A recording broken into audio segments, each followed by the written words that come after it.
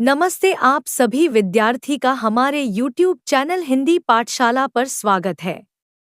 आज हम कैलकाटा यूनिवर्सिटी के 4th सेमेस्टर एईसी हिंदी के पाठ्यक्रम के दूसरे भाग अर्थात कहानी को शुरू करने जा रहे हैं। आज हम प्रेमचंद द्वारा रचित मंत्र कहानी को संक्षिप्त में पढ़ेंगे और अंत में इस कहानी के वस्तुनिष्ठ प्रश्न के भी ऊपर चर्चा करेंगे। हमने इसके पहले वाले वीडियो में इस पाठ्यक्रम के पहले भाग अर्थात 2 निबंध के ऊपर विस्तार से चर्चा की है। डिस्क्रिप्शन में लिंक उपलब्ध है। चलिए कहानी को संक्षिप्त में पढ़ें। संध्या का समय था। डॉक्टर चड्ढा गोल्फ खेलने की तैयारी कर रहे थे। कपड़े पहन चुके थे, जूते चमक रहे थे और गाड़ी बाहर तैयार खड़ी थी।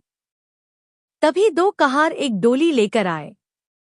डोली के पीछे एक बूढ़ा आदमी लाठी के सहारे धीरे धीरे चला आ रहा था। डोली डॉक्टर चड्ढा के दरवाजे के सामने आकर रुक गई। डॉक्टर साहब ने ऊपर से ही जोर से पूछा, कौन हो तुम? क्या चाहते हो? बूढ़े ने हाथ जोड़कर कहा, हुजूर, बहुत गरीब आदमी हूं। मेरा बेटा कई दिनों से बहुत बीमार है। डॉक्टर ने सिगरेट जलाते हुए जवाब दिया, कल सुबह आना, अभी मरीज नहीं देखता। बूढ़ा गिड़गिड़ाता रहा, सरकार, लड़का मर जाएगा। 4 दिन से न कुछ खाया है, न आंखें खोली हैं। डॉक्टर ने घड़ी देखी और फिर बोला, कह दिया ना, अभी टाइम नहीं है। बूढ़ा जमीन पर घुटनों के बल बैठ गया। उसने पगड़ी उतारकर चौखट पर रख दी और रोते हुए कहा, हुजूर, बस एक नजर देख लीजिए। 6 बेटे हुए, सब मर गए, बस यही बचा है। इसका सहारा है अब जीवन में। लेकिन डॉक्टर चड्ढा ने उसकी कोई बात नहीं सुनी। सोचा, ऐसे देहाती रोज चले आते हैं, बात का असर ही नहीं होता। वो गाड़ी की तरफ चल पड़े। बूढ़ा रोते रोते उनके पीछे दौड़ा और बार बार हाथ जोड़ता रहा, दया करो सरकार, एक बार देख लो। पर डॉक्टर ने उसकी तरफ देखा भी नहीं। मुंह फेर लिया और गाड़ी में बैठकर चले गए। बूढ़ा वहीं स्तब्ध खड़ा रह गया, जैसे मूर्ति बन गया हो। उसे शायद अब भी उम्मीद थी कि डॉक्टर लौट आएंगे। पर जब गाड़ी आंखों से ओझल हो गई तो उसने डोली उठाने को कहा और लौट गया। उसी रात उसका इकलौता बेटा मर गया। बूढ़े के जीवन की आखिरी उम्मीद बुझ गई। अब उसका जीवन अंधेरे में डूब गया। कई साल बीत गए। अब डॉक्टर चड्ढा और भी मशहूर हो चुके थे। उनके पास पैसा, नाम और सम्मान सब था। बड़ी कोठी थी, नौकर चाकर थे, स्वास्थ्य अच्छा था। 50 की उम्र में भी जवान दिखते थे। उनके 2 बच्चे थे। बेटी की शादी हो चुकी थी और बेटा कैलाश अब 20 साल का नौजवान था। आज कैलाश का जन्मदिन था। बड़ी पार्टी चल रही थी। रईस लोग और कॉलेज के छात्र आए हुए थे। कैलाश मेहमानों की देखभाल कर रहा था। उसी समय उसकी दोस्त मृणलिनी बोली, कैलाश, तुम्हारे सांप कहाँ हैं? मुझे दिखाओ। कैलाश को सांपों का बड़ा शौक था। वो उन्हें पालता था और उनके व्यवहार को समझता था। यह विद्या उसने एक सपेरे से सीखी थी। मृणलिनी ने बार बार जिद की। फिर बाकी लोग भी कहने लगे, अरे दिखा दो ना, इसमें क्या मुश्किल है। कैलाश झटपट तैयार हो गया। बीन लेकर सांपों के पिटारे खोले। एक एक कर सांप बाहर निकाले और उन्हें गले में लपेट लिया। एक व्यक्ति ने मजाक में पूछा, दांत तोड़ दिए होंगे ना?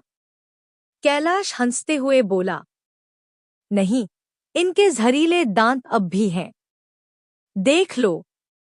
उसने एक काले सांप को पकड़कर उसका मुंह खोला और दांत दिखाए। जैसे ही उसने सांप की गर्दन से हाथ हटाया, सांप ने उसे काट लिया। कैलाश घबरा गया। वो तेजी से उस कमरे की तरफ भागा जहां जड़ी बूटियां रखी थी। उसे विश्वास था कि जड़ी का लेप कर लेने से जहर खत्म हो जाएगा, पर जहर ने असर दिखाना शुरू कर दिया। उसके होंठ नीले पड़ गए। वह बेहोश हो गया। डॉक्टर चड्ढा ने इलाज की हर कोशिश की। इंजेक्शन, दवा, उंगली काटने की सलाह तक दी गई, लेकिन कोई फायदा नहीं हुआ। एक व्यक्ति बोला, अगर कोई ओझा या भगत हो तो शायद बच जाए। भगत की झोंपड़ी में। अब सीन बदलता है। शहर से दूर एक झोंपड़ी में एक बूढ़ा और एक बुढ़िया रह रहे थे। रात को एक आदमी आता है और कहता है, डॉक्टर चड्ढा का बेटा सांप के डसने से बेहोश है, चलो उसे बचा लो। बूढ़े भगत ने गुस्से में कहा, मैं नहीं जाऊंगा। वही डॉक्टर जिसने मेरे मुन्ना को मरने दिया। बुढ़िया चुप रही। भगत सोने की कोशिश करता रहा, पर अंदर से बेचैनी बढ़ती जा रही थी। अंत में वह लाठी उठाकर बाहर चल पड़ा। दिल कह रहा था, मत जाओ, पर अंदर की इंसानियत उसे आगे बढ़ा रही थी। डॉक्टर के घर।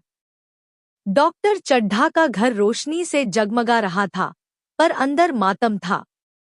भगत वहां पहुंचा और बोला, डॉक्टर साहब, मुझे अपने बेटे को देखने दीजिए। शायद भगवान अब भी दया कर दे। डॉक्टर चुपचाप उसे अंदर ले गए। भगत ने देखा, कैलाश बेहोश पड़ा है। उसने जड़ी बूटियां निकाली, पानी मंगाया और मंत्र पढ़ने लगा। हर बार मंत्र के बाद कैलाश को जड़ी सुंघाई गई और पानी डाला गया। आखिरकार कैलाश की आंखें खुल गईं। उसने पानी मांगा। जान बच गई। घर में सब खुशी से झूम उठे।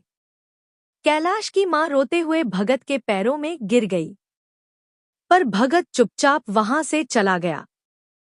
किसी से कुछ नहीं लिया, न पैसा न तारीफ। जब डॉक्टर ने अगले दिन पूछा, कहाँ गया वह बूढ़ा, नौकर बोले, अभी तो यहीं बैठा चिलम पी रहा था, पर किसी को कुछ कहे बिना चला गया।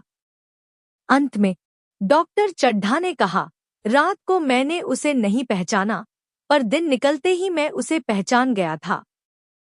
एक बार यह एक मरीज को लेकर आया था। मैं खेलने जा रहा था और मैंने मरीज को देखने से इनकार कर दिया था। आज शर्म आ रही है। उसके पैरों पर गिरकर अपने अपराध के लिए क्षमा मांगूंगा। वह कुछ लेगा नहीं, यह मैं जानता हूँ। उसका जन्म यश की वर्षा करने के लिए हुआ है। इस सज्जनता ने मुझे ऐसा आदर्श दिया है जो अब से जीवन भर मेरे सामने रहेगा। निष्कर्ष, यह कहानी हमें ये सिखाती है कि घमंड, आत्मकेंद्रिता और अमानवता एक समय तो दिखते हैं ताकतवर, लेकिन समय का पहिया जब घूमता है तो वही व्यक्ति दूसरों की दया पर निर्भर हो जाता है। इस कहानी को हमने संक्षिप्त में पढ़ाया है। अगर आपको इस कहानी को विस्तार से पढ़ना है तो इस कहानी का PDF हमारे टेलीग्राम ग्रुप पर उपलब्ध है। आप वहां से प्राप्त कर सकते हैं। चलिए वस्तुनिष्ठ को देखें।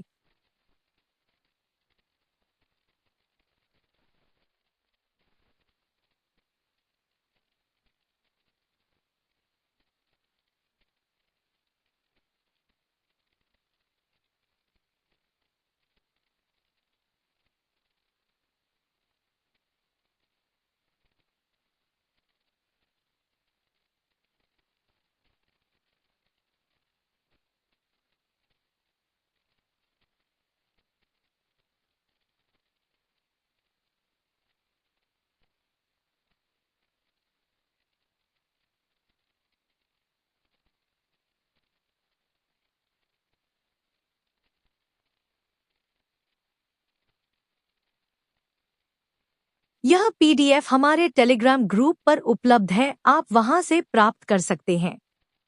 ग्रुप को ज्वाइन करना न भूलें।